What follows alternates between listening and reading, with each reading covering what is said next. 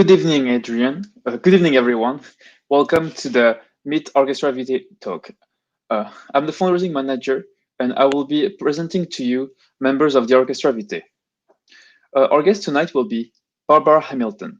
She's been working with the Orchestra VT for 8 years now. She works in event management for more than 25 years. She owns her own business, and she sings in a choir. Our next guest will be Tom Thurgood. He worked with Orchestra Vitae for a few years and is now a board member since 2017. He's a musician since childhood and is a chorister. He then read music at Bristol University, then studied law and now works as a solicitor in London. Then our last guest will be Lyndsey Silver. She's a board member of Orchestra Vitae. She worked as an assistant registrar at the Royal Academy of Music. And she's also a musician. She holds a degree from King's College and is a violinist for Orchestra Vitae. Welcome, everyone. Thank you. Hello. So we'll start with our first question. How did you all become involved with Orchestra Vitae? We'll start with Barbara. So I became involved with the orchestra because I worked at the Royal Albert Hall with Fiona Gibbs and with Mike Cobb, both of whom started the orchestra 8-9 years ago. We worked together and I hooked up with them there, which was a great joy. And what led you to want to work more with the Orchestra Vitae?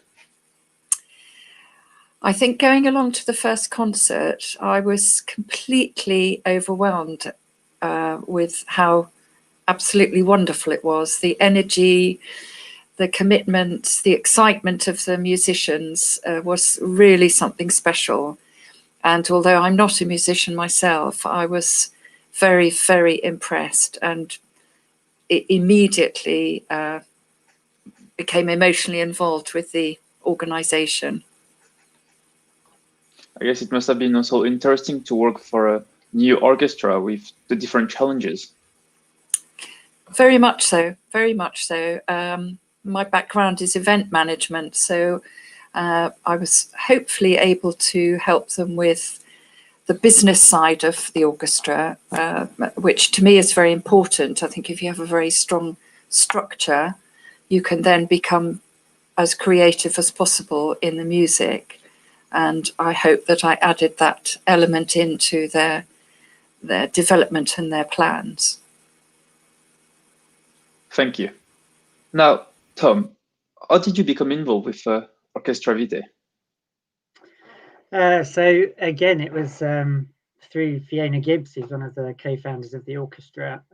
My wife went to university with Fiona. They were both at King's College in London.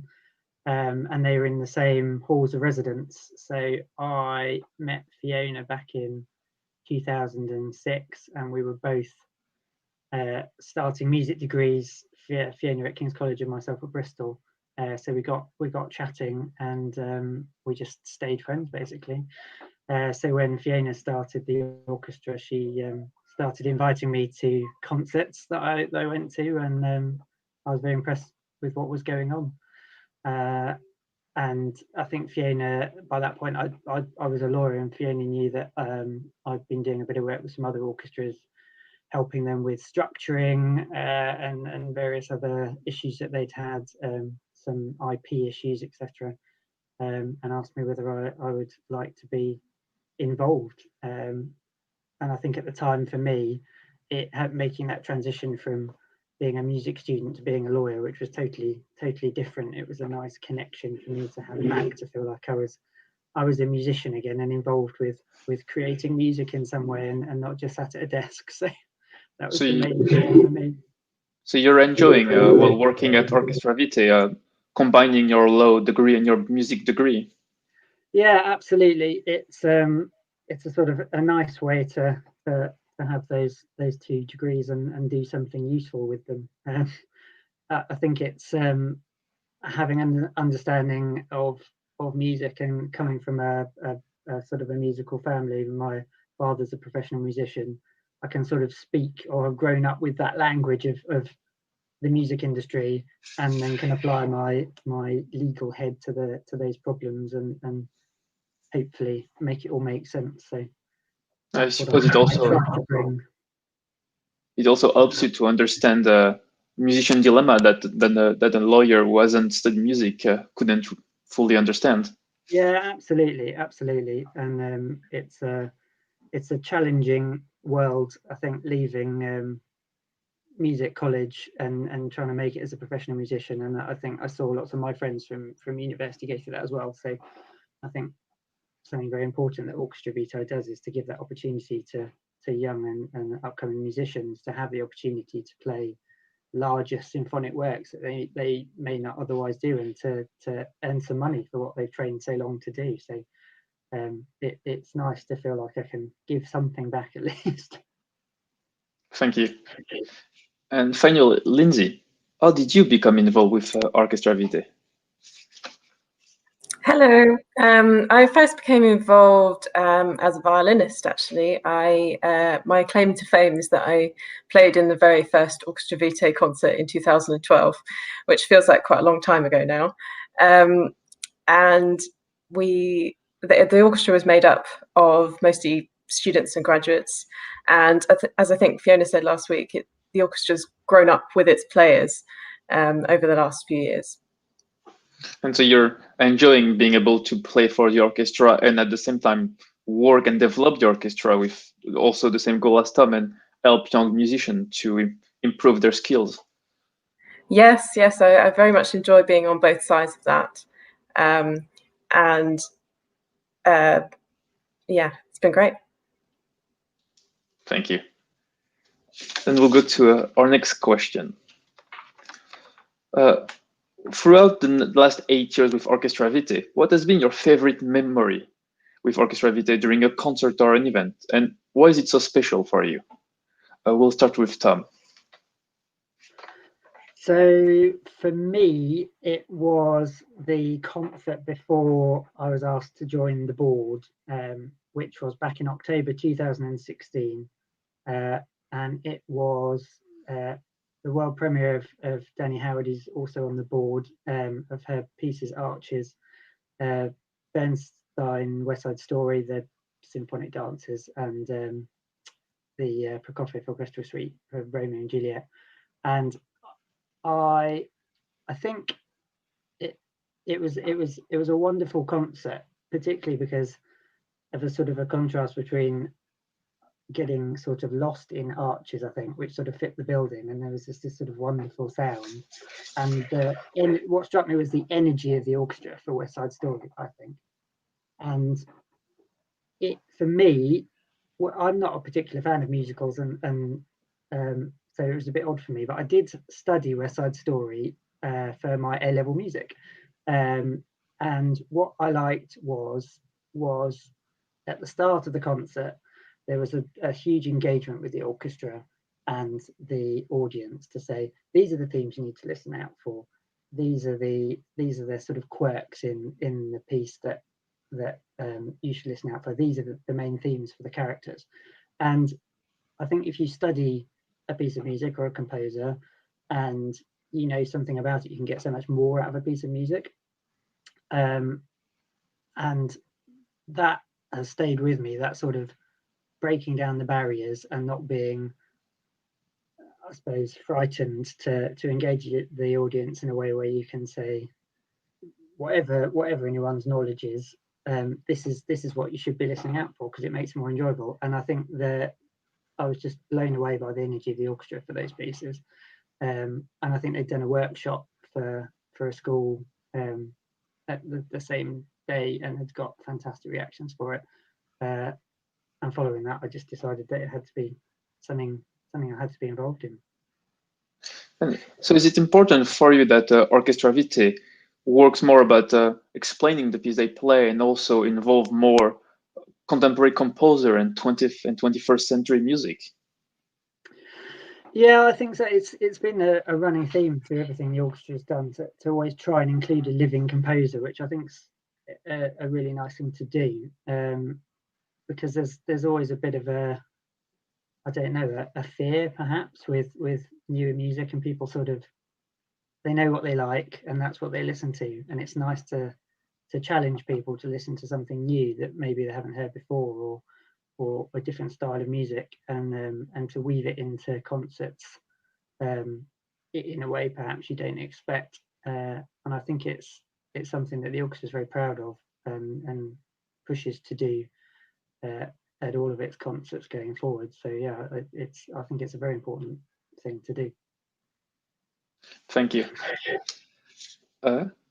Lyndsey, what has been your favorite moment with Orchestra Vitae, and is there a reason why you remember it so fondly? Yes, so my favourite moment with Orchestra Vitae is a concert we did where one of the pieces had bagpipes in, which is potentially one of the only orchestral pieces I know of that has bagpipes in. It's called An Orkney Wedding with Sunrise, and it's by Peter Maxwell Davies. And the story of the piece is that people are at a wedding and there's loads of alcohol and people are having a good time, and the musicians are also enjoying the alcohol.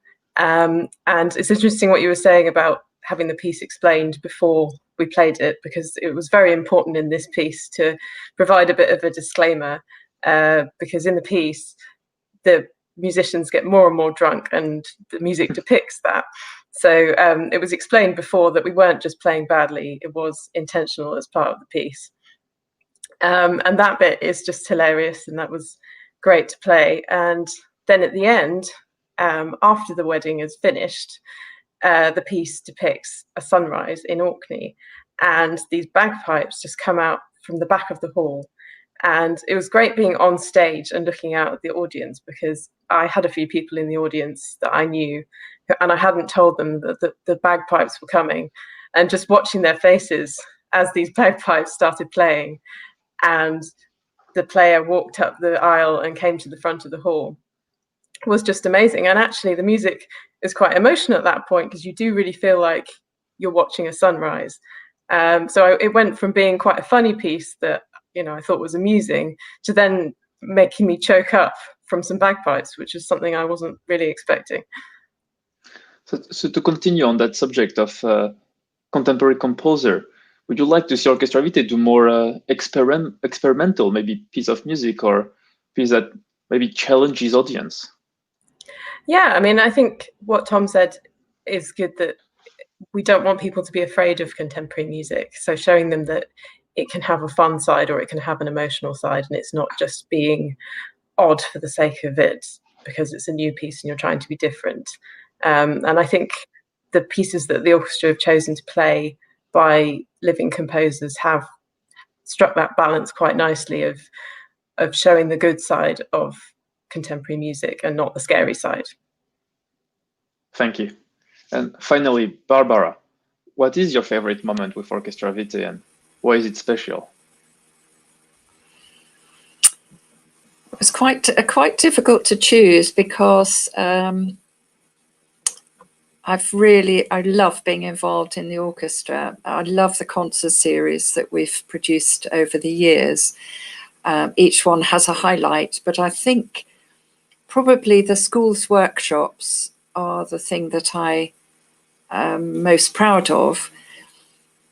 Just seeing young people who've had very little exposure to music engage with the musicians is really quite something special. And to hear a young lady leaving the concert hall after one of the workshops saying that was the best day she had ever had is just unbeatable.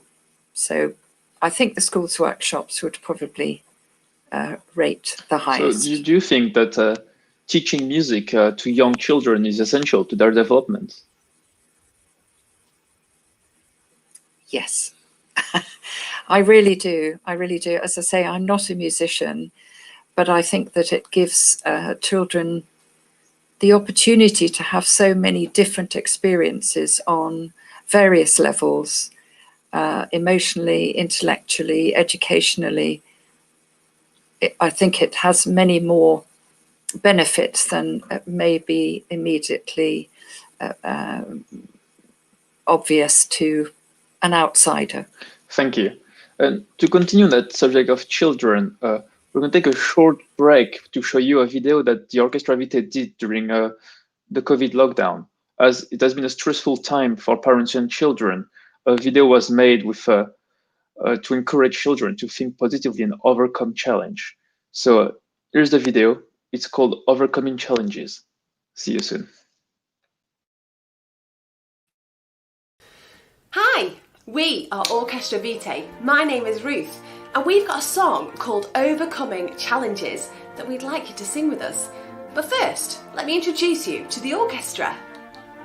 We've got violin, viola, cello, flute, clarinet, trumpet, and French horn. Are you ready? Here are the words. And here's the song.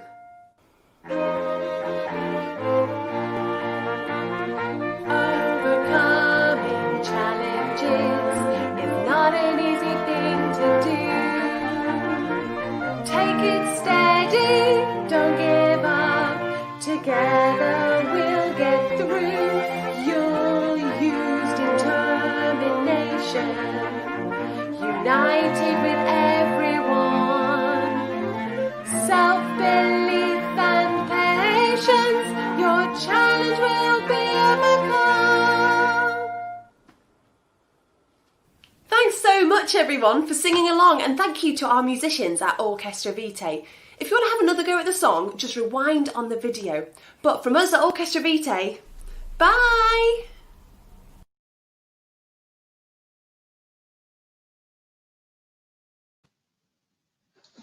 Welcome back. I hope you've all enjoyed that quick interlude. We will now continue with our question to our guests. So our next question is, how has music affected you when you were growing up and now as an adult? We start with Lyndsey. Well, that's an interesting question. I think growing up, because I was learning an instrument, I was learning music quite academically. I was very concentrated on mastering it and getting to the next technique and getting to the next grade. And it can be quite competitive when you're learning an instrument with lots of other people and to try and make sure that you're the best. And as I've got older, I won't say grown up, but got older, I've developed a bit more of an emotional connection with music. Certainly, you know, what I was describing with that last piece with the bagpipes, I can play something on stage and really feel what the piece is trying to depict.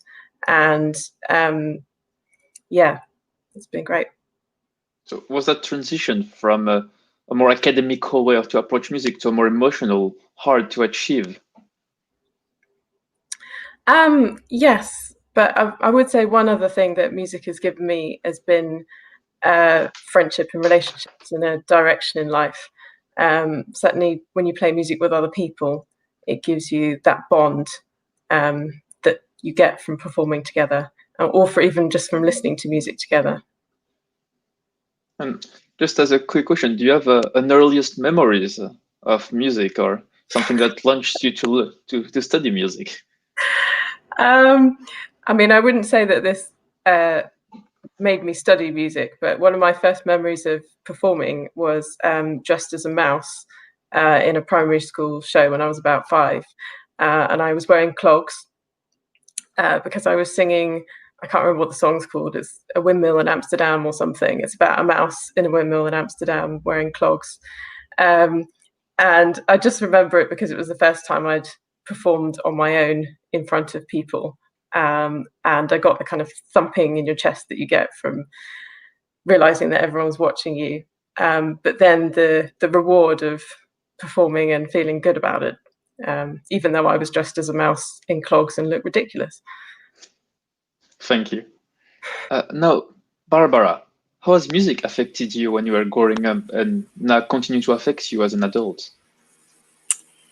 Well, I think I've always been surrounded by music because that is life. As I say, I've never studied music professionally. but I think my main connection with music is emotional. The effect that even the simplest tune or voice can have on your everyday being. I did actually have some violin lessons as a child, not successful. And I'm sad that I didn't make the connection in a way, but I feel very grateful and fortunate that through Fiona and Mike and Orchestra Vitae, I have finally made a much closer connection to classical music, and it is an absolute joy. So would you say that with music and Orchestra Vitae, you found a way to thrive through music? Definitely, without a shadow of a doubt. Yes, in the, as Lyndsey said, the bond that is created, the admiration for the musicians and their skills and their years of training, their dedication, but also their joy in performing and their discipline, I find absolutely awe-inspiring and so impressive. And do you also have an earliest musical moment you'd like to share with us? Well, probably it was playing Mary in the Nativity play as a 6 or 7-year-old and having to sing a verse of a song on my own. I don't think that was very successful either, but it's a memory. Thank you. We'll now go to Tom. How has music affected you when you were growing up, and does it continue to affect you now as an adult?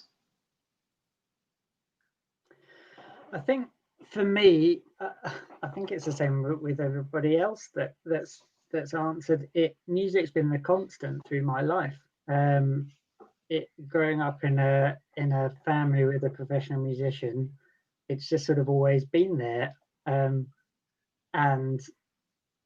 it's something that I've just always enjoyed and always been lucky enough to just be able to do and pick up. I think, which is something that shouldn't be taken for granted at all. For me, I think growing up, I was a cathedral chorister, and I think the skills I learned there and the skills that you learn learning any instrument are so valuable through life. So for me, the discipline of learning to practice, learning the teamwork of working with other people and listening to others and not just yourself, and being a, whether it's singing in a choir or playing in an orchestra or an ensemble, it's how you fit in with everybody else to make one thing brilliant, and that is something that can be applied to everything in life. And I think it's so important for young people to be given the opportunity to grow up with music and to have a go at it, because even if it's something that that they're not going to take forward, the skills that you learn are just so vital for everything else that you do in life. So would you say that the rigor of studying music has helped you to study law and even work as an adult? Yeah, absolutely. I think it's the sort of the application of and practice that you have to bring to it. To with law, there's a vast amount of information that you have to sort of retain, but equally, you can't just know it. It's not something that you can just pick up and do. You've got to work at it, and having that, it's the same in music. It's frustrating, and you can't just play the bit that you can play over and over again because you won't get any better. You've got to attack the bits that you can't play so well, and that's an important lesson to take through. And I think it's helped me with that, but also to pick up on the point that sort of emotional development. For me, there's something about music that expresses emotion in a way that nothing else can. And there are pieces of music that elicit memories for me, and also across wide genres. Whatever mood I'm in, there'll be a piece of music that I think I need to listen to that now because that's how I'm feeling. I think that's the same for a lot of people. But it's there's just something about music and the way it affects people that is just so magical. And is there an earliest moment you'd like to share with us? I've been thinking about this because I think music's always been there, but the sort of a strange memory that I have, I think that also annoyed my parents for a long time, was very early when I was 2. I was lucky enough to hear Nigel Kennedy play, and I became totally obsessed. Like it's all I talked about as a weird 2-year-old toddler, obsessed with Nigel Kennedy. And I begged my parents for a violin for a whole year. And eventually on Christmas Day, when I was 3, a violin appeared. And I was sort of a weird child that used to ask to sit and listen to the Four Seasons, because I just don't know why, just something struck a chord with me. And I had to play the violin, and I had to listen to Nigel Kennedy. And so that's what got me started. And I think my parents just got sick of me asking whether I could have a violin. Thank you for your answer. We'll now go to our last question of the talk. So we'll start with, once again, Barbara. What are your goals for Orchestra Vitae for the upcoming year with the challenges ahead of us? I've got quite a few actually, but I think the main one is to succeed in playing live music again, because that's the lifeblood of the orchestra, and I know how much everybody has missed it this year. So although it's rather sort of out of our hands in many ways, I really hope that we can plan to perform live next year, but also to take the next steps in securing the future, to grow and to extend the orchestra from where we are now. Thank you. And Lyndsey, do you have any goals for Orchestra Vitae, or where do you see Orchestra Vitae in a year? I would agree with Barbara that I think one of the main goals for any arts organisation, especially orchestras, is to continue playing, and that's more of a challenge than we would have thought at the moment. But also to continue with the initiatives that have been started, so playing pieces by living composers, and the Concert Chums initiative that Fiona talked about. Making sure that people who are isolated, which is particularly an issue at the moment when people are stuck indoors on their own, making sure that those people have access to others who can keep the company, and that music can provide them with some entertainment and that opportunity to see other people and experience something with other people. So it's important for you that an orchestra is involved within a community to help them grow and maybe help them. Yes, and if we can try and reach people that we've perhaps not reached before. I mean, we've worked with schools, but there are people who are isolated, say in care homes has been a big one that's been highlighted this year as somewhere where people are on their own and potentially suffering. So if we can get involved with that as well and get music to them, that would be great. Thank you. And finally, Tom, what are your goals for Orchestra Vitae? What would you like to see happen? I think I'd echo those sentiments. I think we should be under no illusions. This is the biggest challenge that the arts has possibly ever faced, and that was already coming from a position where it was very poorly funded to start with in this country. So it in a sort of in a way, it's survival. We've got to survive, and the way to survive is, and we can adapt, as Lyndsey said, by reaching those people via these new technologies that we've all suddenly become so used to, as we're talking together now, in care homes, or people who would ordinarily come to our concerts that can't because they're afraid to, or for whatever reason. We need to find a way to reach those people, and I think that's the challenge over the next year, is to find the way to adapt so that we can still provide musicians with the opportunity to play and to pay those musicians properly for playing, and to reach our audience in whatever way that is going to be over the next 12 months. Thank you. And now to conclude our talk, I would just like to show you a quick video about our next talk with our guest Danny Howard, who's a young rising composer who's also on the board of Orchestra Vitae. Will be presenting you her composition Arches. Thank you.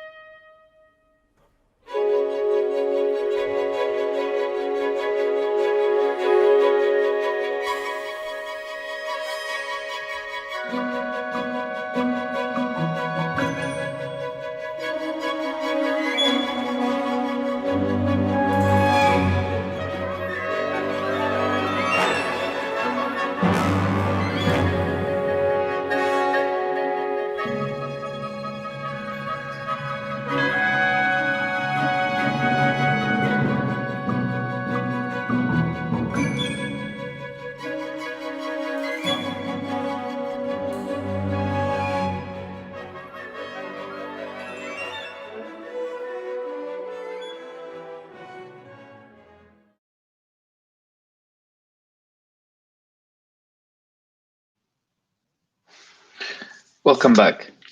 So our talk next week with Danny Howard will be Wednesday the 21st at 7 p.m. via YouTube or Facebook. I would like to thank our three guests tonight, Tom, Barbara, and Lyndsey, for participating in the discussion. And I wish everyone a good night. Thank you for watching us.